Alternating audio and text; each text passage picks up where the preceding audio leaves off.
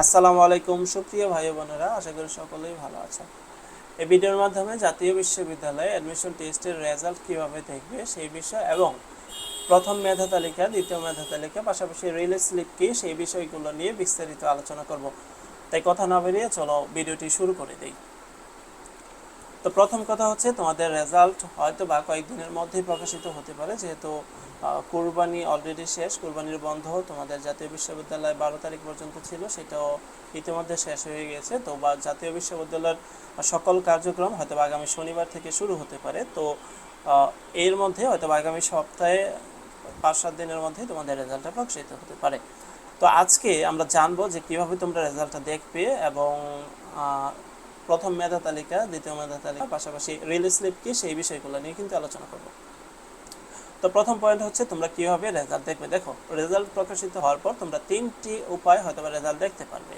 প্রথম উপায়টা হতে পারে তোমার SMS এর মাধ্যমে, দ্বিতীয়টা হচ্ছে হয়তোবা তারা একটা রেজাল্টের শিট বা PDF আকারে প্রকাশ করতে পারে, এবং থার্ড যে উপায় এবং যেটা সবচেয়ে সহজ উপায় সেটা হচ্ছে ওয়েবসাইটের মাধ্যমে তুমি দেখতে পারো। তো এই ভিডিওর মাধ্যমে আমি তোমাদের দেখাবো কিভাবে তুমি ওয়েবসাইটের মাধ্যমে গিয়ে তুমি রেজাল্টটা দেখতে পারো। সো এর জন্য তোমাকে যে কাজটি করতে হবে সেটা হচ্ছে গুগল চলে আসতে হবে। সেখানে আসার পর, ক্রমে চলে আসার পর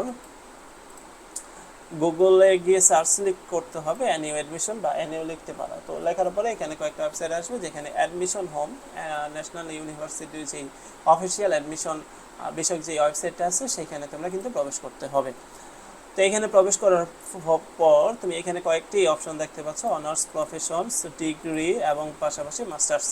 তো আমরা যেহেতু অনার্স অ্যাডমিশন টেস্টের রেজাল্ট দেখার জন্য এখানে আসছি, সো আমরা অনার্সে যাওয়ার পরে এখানে আসার পর তো এখানে অনার্স অ্যাপ্লিক্যান্টস লগ ইন এখানে ক্লিক করতে পারো। হ্যাঁ, এখানে ক্লিক করার পর নতুন একটা ইন্টারফেস নিয়ে আসবে তোমার জন্য। এখানে ক্লিক করতে পারো, বা তুমি চাইলে এই যেহেতু আমরা অনার্সে এই বিষয়গুলো দেখছি, তোমরা চাইলে এইখানে এই যে অ্যাপ্লাই নাও অনার্স, এখানে নিচে অ্যাপ্লিক্যান্টস লগ ইন নামের একটা অপশন থাকবে, সেই লগ ইনে তুমি ক্লিক করতে পারো। ঠিক আছে, তো ক্লিক করার পরে এখানে আসার পরে যেই কাজটি করতে হবে সেটা হচ্ছে তোমাদের যেই অ্যাপ্লিকেশন ফর্মটা ছিল সেই ফর্মের মধ্যে অ্যাপ্লিকেশন আইডি আছে, পাশাপাশি একটা পিন নাম্বার অবশ্যই আছে সেখানে। তো সেইগুলো তোমাকে কিন্তু এখানে দিতে হবে। ঠিক আছে, দেওয়ার পরে তুমি এখানে লগ ইন করতে, তো আমি একটা অ্যাপ্লিকেশন আইডি এবং পাশাপাশি একটা পিন নাম্বার দিয়ে আমি ট্রাই করছি। তো করার পর এরকম একটা ইন্টারফেস নতুনভাবে ওপেন হবে, অর্থাৎ নতুন একটা পেজ তো ওপেন হবে, যেখানে আসার পরে তুমি এরকম একটা পেজ দেখতে পাবে। ঠিক আছে, তো এইখানে আসার পর তুমি যেইভাবে তোমার ওই অ্যাপ্লিকেশন ফর্মটা বা অ্যাডমিট কার্ডটা ডাউনলোড করছিল সেরকম একটা ইন্টারফেস আসবে। সেখানে আসার পরে তুমি এখানে কয়েকটা অপশন দেখতে পাবে, যে view application, cancel form, photo change,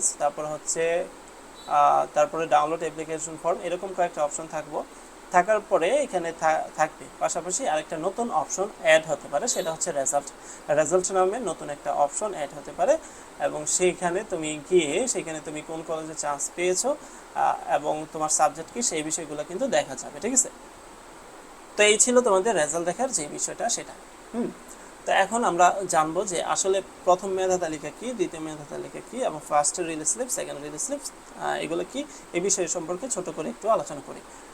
এখন মূলত তোমরা জানো যে তোমাদের এই বছর ন্যাশনাল ইউনিভার্সিটিতে আসন সংখ্যা রয়েছে 4,36,000। ঠিক আছে, তো এই 4,36,000-এর মধ্যে হয়তো পরীক্ষা দিয়েছে 5,00,000 সামথিং মেবি, আর আবেদন করেছিল 5,50,000 বা 60,000-এর মতো। ঠিক আছে, সবাই তো আর তোমার হচ্ছে অ্যাডমিশন টেস্টে অংশগ্রহণ করেনি, সেখান থেকে কিছু কমে হয়তো 5,00,000-এর মতো তোমার হচ্ছে এক্সাম দিয়েছে। তো এই সবাই যেহেতু পরীক্ষা দিয়েছে, সবাই তো আর পাস করবে না। তো এইখানে ধরো মনে করো 3,00,000 বা 3,50,000 স্টুডেন্ট পাস করার পর তো সবাই পাস করলো, বা 3,50,000 স্টুডেন্ট পাস করলো, তারা কিন্তু সবাই ভর্তি হতে পারবে। কিন্তু তোমার যে প্রত্যাশিত কলেজ, যেই কলেজে তুমি আবেদন করেছিলে, ঠিক আছে, সেটা হতে পারে সরকারি বা বেসরকারি। আমরা জানি যে সরকারি কলেজগুলোতে চাহিদা একটু বেশি থাকে, তো সরকারি হতে পারে বা বেসরকারি হতে পারে। তো তুমি যেই সরকারি কলেজে, সাপোজ ধরলাম তুমি সরকারি কলেজে আবেদন করছো, সেখানে তোমার যে রেজাল্ট, সেই রেজাল্ট অনুযায়ী সেখানে তুমি চান্স পেলে না, প্রথম মেধা তালিকায় তুমি চান্স পেলে না, অর্থাৎ তোমার রোল কিন্তু সেখানে আসলো না। ফলে তোমাকে কি করতে হবে, তোমাকে ওয়েট করতে হবে দ্বিতীয় মেধা তালিকার জন্য। ঠিক আছে, তারপরে দ্বিতীয় মেধা তালিকার যখন রেজাল্ট আবার প্রকাশিত হবে তখন তুমি সেখানে দেখবে তোমার হতে পারে তোমার যে প্রত্যাশিত কলেজ সেখানে থাকতে পারে, হ্যাঁ, রোল বা তোমার সাবজেক্ট প্রত্যাশিত সাবজেক্ট সেখানে আসতে পারে। তাও যদি না আসে, অর্থাৎ তোমার রেজাল্ট যদি আরও খারাপ হয়, তখন কিন্তু তোমার অপেক্ষা করতে হবে রিলিজ স্লিপের জন্য।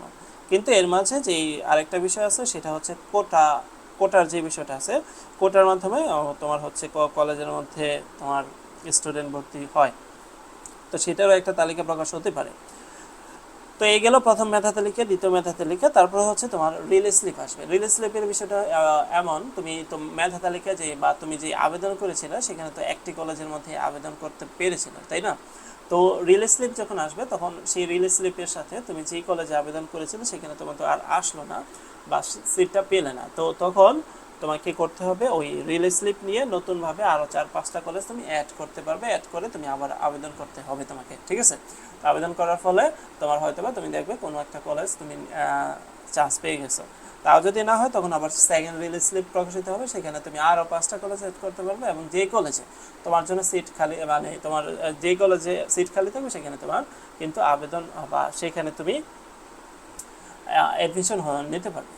সো এই বিষয়গুলো ছিল মেধা তালিকা, দ্বিতীয় মেধা তালিকা এবং রিলিজ স্লিপের যেই ছোটোখাটো বিষয়। তো এগুলা যখন প্রকাশিত হবে এবং যখন আমাদের রেজাল্টগুলো প্রকাশিত হবে, যখন প্রথম মেধা তালিকা প্রকাশিত হবে, সেই বিষয়গুলো নিয়ে কীভাবে কী করতে হবে সেই বিষয়গুলো নিয়ে আবারও আলোচনা করব আমরা। আজকের ভিডিওটা এই পর্যন্ত রাখছি। সো আশা করব তোমরা আমার চ্যানেলটি সাবস্ক্রাইব করে দেবে এবং পাশে থেকে বেল আইকনটি ক্লিক করে দেবে। তো আজকের ভিডিওটা এই পর্যন্ত, দেখা হবে নতুন আরেকটি ভিডিওতে। ততক্ষণ পর্যন্ত ভালো থাকবে, সুস্থ থাকবে। আসসালামু আলাইকুম।